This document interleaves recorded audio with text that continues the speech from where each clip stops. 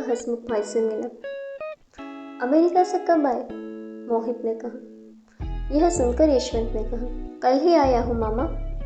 जब मॉम से पार्वती नानी के बारे में सुना तो मुझसे रहा नहीं गया, तो सीधा आपसे मिलने चला आया। सुना ना, ये सब क्या हो गया? नानी तो बिल्कुल ठीक थी, फिर अचानक ये सब कैसे? यह सुनकर हसमुख भाई ने कहा, भगवान की मर्जी के आगे किसकी चलती है यशवंत? उसने एक बार भी मेरे बारे में नहीं सोचा। मैं तो 3 सालों से उससे मिला ही नहीं था, मेरे आने का इंतजार भी नहीं किया। चली गई मुझे अकेला छोड़कर। इतना कहकर हसमुख भाई रोने लगे। यशवंत उसे संभालने लगा। नाना, संभालिए खुद को। आप ऐसे टूट जाएंगे तो मोहित मामा और नेहा मासी का कौन संभालेगा? नेहा मासी से याद आया, वो है कहाँ? उतने में नेहा पानी लेकर आई। यशवंत ने पानी पिया और थोड़ी बातचीत की। कुछ देर बाद यशवंत ने कहा, चलो अब मैं चलता हूँ। नाना, मामा, अगर कभी भी मेरी ज़रूरत पड़ी तो आधी रात को भी मुझे फ़ोन कर देना, मैं आ जाऊँगा। मोहित मामा, आप नाना का हौसला हो, इसलिए आपको कठोर बनना ही पड़ेगा। इतना कहकर यशवंत चला गया और रास्ते में पानी भरकर आ रही नेहा से टकरा गया। नेहा मासी, नानी के जाने के बाद पूरे घर की जिम्मेदारी आपके कंधे पर आ गई। मैं आपकी हालत समझ सकता हूँ, लेकिन इस परिस्थिति में जीना हमको सीखना ही पड़ेगा। आप कभी भी खुद को अकेली मत समझना। जब भी ज़रूरत हो एक दोस्त के नाते मुझसे बात कर लेना, थोड़ा स्ट्रेस कम हो जाएगा।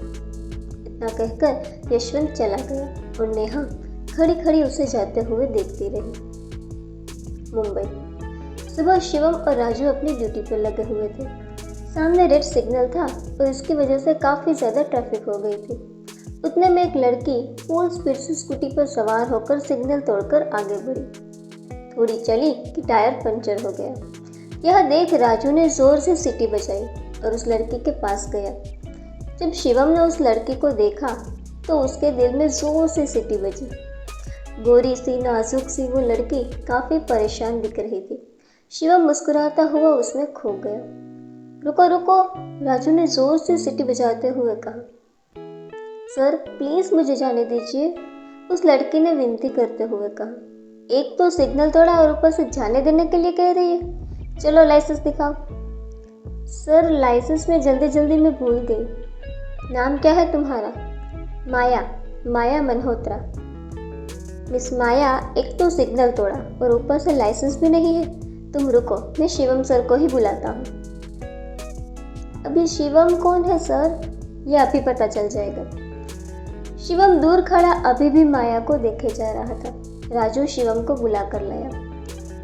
ये सीनियर सर है, जो कहना है इनसे कहो। माया ने शिवम को देखा और उनसे विनती करते हुए कहा, सर मेरी माँ हॉस्पिटल में एडमिट है।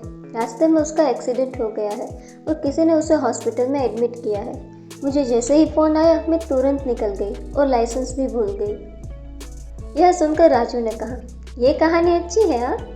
यह सुनकर माया ने कहा, सर मैं कोई कहानी नहीं कह रही हूँ, मैं सच कह रही हूँ। मेरे वक्त पर पहुँचना बहुत ज़रूरी है। शिवम, तू कुछ बोल क्यों नहीं रहा है? शिवम अब सीरियस हो गया और उसने माया से कहा, लेकिन सिग्नल तोड़ना गलत है मैडम। मैं जानती हूँ सर, मैं माँ को घर ले आऊँ, उसके बाद आप मुझे जो सज़ा देना चाहें दे सकते हैं, लेकिन इस वक्त मुझे हॉस्पिटल जाने दीजिए प्लीज़ सर।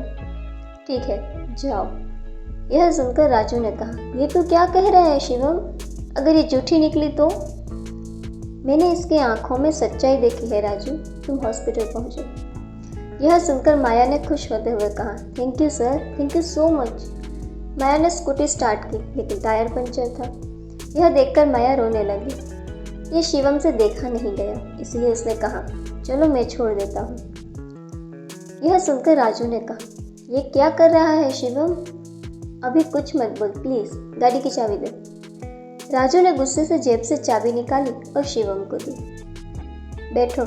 शिवम ने माया को गाड़ी में बैठने के लिए कहा। शिवम ने गाड़ी स्टार्ट की और चल दिया। यह देखकर राजू ने कहा, ये तो गया। शिवम ने माया को हॉस्पिटल छोड़ा और वापस आया। शिवम को देख राजू गुस्से से उसे घूरने लगा। आइए आइए, छोड़ आइए हॉस्पिटल, राजू ने गुस्से से कहा। यार तो गुस्सा क्यों हो रहा है, वो सच कह रही थी, उसकी माँ का सच में एक्सीडेंट हुआ है। तूने उसके लिए इतना कुछ किया तो थैंक यू तो बोला ही होगा। नहीं, मुझे पता था ऐसा ही होता है। रोने धोने की एक्टिंग करके तेरा अच्छा फ़ायदा उठाया उसने। ऐसा नहीं है यार, टेंशन में भूल गई होगी शायद। पॉजिटिव थिंकिंग रखो, लेकिन इतनी भी नहीं कि वो तुम्हें उल्लू बनाकर चली जाए। पता है, पहली बार उसको देख इस दिल में सिटी बची है। चाहे कुछ भी हो जाए, तेरी भाभी तो यही बनेगी। यह सुनकर राजू ने कहा, ओ मजनू, अब थोड़ा ड्यूटी पर भी ध्यान दे दो। Rampur. Wow, what a beautiful place. Jeep में सवार अपने कैमरे से शूट करती हुई मोना ने कहा, मुझे तो ये समझ ही नहीं आ रहा है कि हम इस गांव में क्यों शूटिंग करने आए हैं। मोना के पास बैठे उसके बॉयफ्रेंड रजत ने कहा, ये तुम हमारे अमर से क्यों नहीं पूछते, प्लान तो इन्हीं का है। अर्पिता ने कहा, जो गाड़ी चला रहे अमर उसके पास बैठी हुई थी।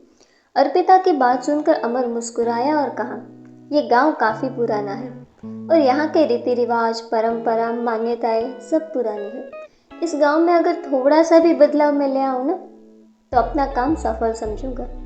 अमर सिंह एक सोशल वर्कर और उनके साथ साथ एक बहुत बड़ा यूट्यूबर भी है, जो समाज को एक नई दिशा देता है। रामपुर के बारे में अमर ने बहुत सुना था और जब मौका मिला तो वो चला आया रामपुर की ज़मीन पे। अब क्या अमर सफल हो पाएगा रामपुर को एक नई दिशा देने में? क्या होगा जब अमर इस गांव के लोगों से मिलेगा? क्योंकि अभी भी इस गांव के लोगों से अमर वाकिफ नहीं है। अमर ने एक पुराने मंदिर के पास गाड़ी रोकी और सब शिवजी के दर्शन करने गए। दर्शन करने के बाद रजत ने कहा, अब रहेंगे कहाँ? कुछ इंतज़ाम किया कि नहीं अमर? हाँ, एक धर्मशाला जैसा कुछ है, चलो सब। धर्मशाला में एक ही कमरा सबको मिला। कमरे को देख मोना ने कहा, इस कमरे में कैसे रहेंगे? यहाँ तो एयर कंडीशनर भी नहीं है। यह सुनकर अमर ने कहा, ये गांव है, हमारा मुंबई नहीं मोना। कुछ दिन तो सबको एडजस्ट करना ही होगा।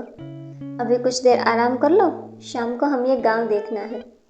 यह सुनकर मोना रजत के पास आई और उसके कान में फुसफुसाई, हम इसके साथ आए ही क्यों? शाम को नैना के घर की डोरबेल बजी। नैना ने दरवाज़ा खोला तो सामने उसके स्कूल के एक शिक्षक थे।